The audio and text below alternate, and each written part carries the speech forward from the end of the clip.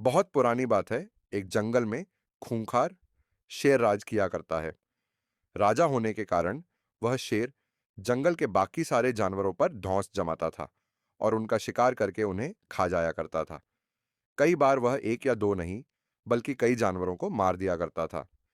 इस बात से जंगल के सभी जानवर बहुत परेशान थे। उन्हें डर लगता था कि इस तरह एक दिन शेर जंगल के सारे जानवरों को खा जाएगा।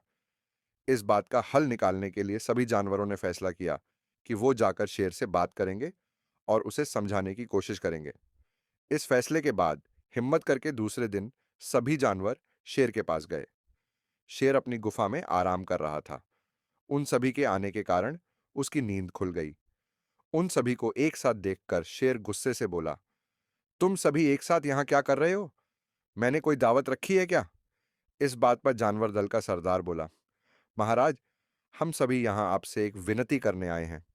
दरअसल आप जब भी शिकार पर निकलते हैं तो एक साथ कई जानवर मार देते हैं, जिनमें से कई को आप खा भी नहीं पाते। आपके ऐसा करने से हमारी संख्या कम होती जा रही है और आपकी प्रजा छोटी होती जा रही है। अगर यूं ही चलता रहा तो एक दिन आपके राज्य में एक भी जानवर नहीं बचेगा, और जब प्रजा ही नहीं होगी तो राजा भला किस पर राज करेगा?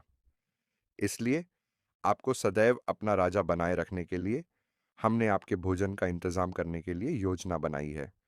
हमारा सुझाव ये है कि आप शिकार पर ना निकला करें, बल्कि हम खुद रोज एक जानवर आपकी गुफा में भेज दिया करेंगे। इस तरह रोज आपका भोजन भी हो जाएगा, आपको मेहनत भी नहीं करनी पड़ेगी और आपकी प्रजा को भी राहत रहेगी। शेर को जानवरों की योजना सही लगी और उसने कहा, ठीक है, मुझे तुम्हारा सुझाव मंजूर है, लेकिन एक बात का ध्यान रखना। अगर किसी दिन मेरा भोजन आने में देर हुई या भोजन कम आया तो मैं जितने चाहूं उतने जानवरों को मार डालूंगा। जानवरों ने उसकी बात पर सहमति जताई और वापस अपने घर को लौट आए।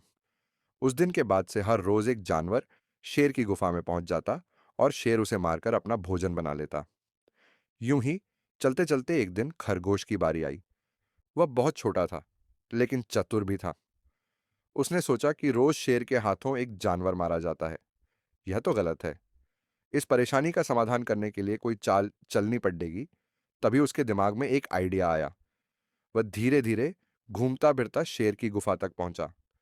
वहां पहुंचकर उसने देखा कि शेर गुस्से से आग बबूला हो रखा है। शेर ने जैसे ही खरगोश को देखा, उसका गुस्सा बरा गया और वह दहाड़ कर बोला, तुम जरा से खरगोश मेरा पेट भरने आए हो और ऊपर से इतनी देरी से आए हो। पता है मुझे कितनी जोर से भूख लगी है। कहाँ मर गए थे और तुमसे मेरा पेट कैसे भरेगा? शेर को तिमिलाया हुआ देख खरगोश बोला, महाराज, मैं आपकी सेवा में अकेला नहीं आ रहा था, बल्कि मेरे साथ मेरे 5 साथी और भी थे। लेकिन मगर महाराज, रास्ते में हमें एक और शेर मिल गया, जो हमें खाने की जिद करने लगा। वह मेरे साथियों को मारकर खा गया। मैं किसी तरह अपनी जान बचाकर यहां आया हूं। यह सुनकर शेर और ज्यादा गुस्सा हो गया। वह बोला, एक और शेर? कौन है वह और मेरे जंगल में क्या कर रहा है? खरगोश ने कहा, महाराज, वह बहुत बड्डा शेर है, और जब मैंने उससे कहा कि तुम हमारे महाराज का भोजन खा रहे हो, तो वह बोला, आज से मैं तुम्हारा महाराज हूं और मेरे अलावा इस जंगल में कोई और शेर नहीं रह सकता। मैं सबको मार डालूंगा। फिर आपको लड़ाई के लिए ललकारने के लिए उसने मुझे यहां भेज दिया। अच्छा, ऐसी बात है? तो मैं भी तो देखूं कि ये कौन शेर है, तो जो मेरे जंगल में आकर मुझे ही ललकार रहा है। ले चलो मुझे उसके पास। शेर ने गरज कर बोला और खरगोश के साथ चल दिया। खरगोश उसे जंगल के बीच मौजूद एक कुएं के पास ले गया और बोला, महाराज, वो इस गड्ढे के नीचे गुफा में रहता है। आपको आता देख शायद वह अंदर घुस गया। दूसरे शेर को देखने के लिए जैसे ही शेर ने कुएं में झांका, तो उसे अपनी परछाई दिखी और उसने समझा कि वह दूसरा शेर है। इसके बाद उसने दूसरे शेर को ललकारने के लिए जब दहाड़ मारी, तो उसी की दहाड़ गूंज कर उसे सुनाई दी। लेकिन उसे लगा कि वह दूसरा शेर भी उसे ललकार रहा है। बस इतने में शेर को गुस्सा आया और उसने कुएं में छलांग लगा दी। छलांग लगाते ही शेर कुएं की दीवार से टकराया और पानी में गिरकर मर गया।